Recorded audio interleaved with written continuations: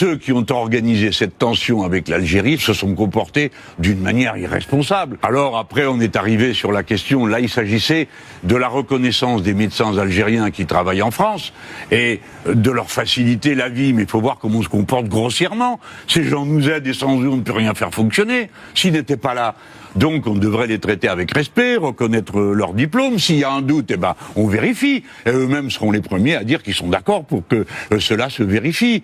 Il faut faire baisser la température. Nous avons besoin mutuellement les uns des autres. Et puisque nous parlons de l'Algérie, voyez-vous, il y a des tâches plus urgentes que de permettre aux nostalgiques de la guerre d'Algérie. Nous devons nous entendre à toute vitesse avec les Algériens, les Marocains, les Tunisiens, les Libyens, tout le tour de la Méditerranée. Moi, je prends le petit bassin. Je suis un partisan d'un accord privilégié du petit bassin. C'est-à-dire Maroc, Algérie, Tunisie, on avait mis la Libye, et de l'autre côté, les Italiens, les Grecs, les Français, les Espagnols, et on y met les Portugais. Ça fonctionnait. Ça a été détruit. Puis M. Sarkozy a proposé qu'on le réhabilite, et c'était une très bonne idée. Et là-dessus, les Allemands ont dit « Ah non, qu'est-ce que c'est que cette histoire? Vous n'allez pas faire vos affaires ensemble. » Bon, tout ça est parti à volo et maintenant ne fonctionne plus. Mais nous avons un intérêt vital, l'eutropisation. La mer Méditerranée se réchauffe plus vite que les autres mers. Donc ça s'évapore davantage et ça retombe autour dans des conditions désastreuses de cataractes de flotte qui arrivent. Nous avons besoin, alors les incendies tous les étés, nous avons besoin d'un service commun de sécurité civile pour les incendies. Ça, c'est urgent. Plus urgent que d'aller s'enguirlander pour des histoires qui n'en valent pas la peine. La mer Méditerranée étant une mer qui se réchauffe plus vite et que nous, les Européens, nous déversons là-dedans tous nos fleuves qui sont remplis de produits de toutes sortes, la mer Méditerranée est en train de se tropiser. C'est-à-dire qu'il y manque de l'oxygène et qu'il y a toutes sortes de cochonneries qui fait qu'il y a des algues partout et que ce qui est vivant, les poissons et le reste, est en train de mourir. Ça, c'est urgent. Et pour ça, il faut s'entendre avec l'Algérie. Parce que l'Algérie, le Maroc, la Tunisie, n'en déplaise aux néocolonialistes, ont des ingénieurs de très haut niveau, ont des gens capables de faire avec nous des équipes qui s'occuperaient des incendies, de l'eau, de la mer, enfin des choses sérieuses. Oui. Qui envahit le Liban aujourd'hui? Qui? C'est bien le gouvernement de M. Netanyahou. C'est pourquoi j'ai voulu rectifier.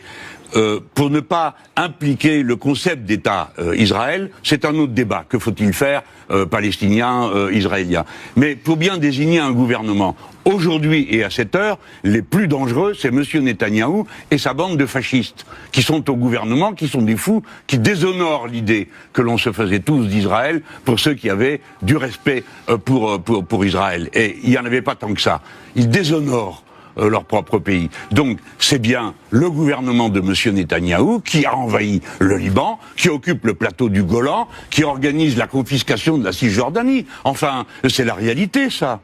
Et qu'est-ce que ça a de scandaleux de le dire? Il ne faut pas le dire. Si, attendez, la loi Yadon n'est pas encore votée. Donc j'ai le droit de le dire. Il faut faire voter en Europe, maintenant il y a 5 pays qui le demandent, le blocage de l'accord commercial entre l'Union européenne et Israël. Et vous savez que nous, les Insoumis, nous avons fait une pétition européenne, et donc, par la force des choses, ce sujet sera débattu au Parlement européen. Mais avez-vous bien compris, donc, front du refus et commencer à bloquer les protagonistes. Justement, on quitte l'OTAN avec Jean-Luc Mélenchon président? Oui, bien sûr. Donc, très vite. Bien sûr. Ah ben, comme ça ne sert à rien, l'OTAN, autant les quitter. Ça ne sert qu'à une chose, c'est à nous mettre sous tutelle nord-américaine, c'est tout. Et puis franchement, les Français, c'est la ligne historique. Je veux dire, avant M. Sarkozy, personne n'avait pensé à réintégrer le commandement unifié de l'OTAN. Et puis, De Gaulle avait mis les choses de manière à ce que l'OTAN n'aille pas monter trop. Mais tout le monde comprenait que nous n'étions plus membres de l'OTAN. Nous avons fait partir les bases américaines de France, celles de Châteauroux et ailleurs. Donc, moi, président, comme vous dites, non, nous ne sommes plus membres de l'OTAN, mais on n'y va pas comme des brutes. On y va par étapes. On commence par sortir du commandement unifié et on dit à tout le monde, nous ne sommes plus membres de l'OTAN et, je redis ça, nous mettons à distance de tous les équipements communs avec l'armée américaine. Car quand vous avez des logiciels nord-américains jusque dans les services de renseignement français, eh bien vous savez tous que celui qui a la décision, c'est celui qui tient le logiciel, parce que la loi aux États-Unis d'Amérique donne ce pouvoir au gouvernement, même quand vous avez contractualisé avec une entreprise, voyez-vous ?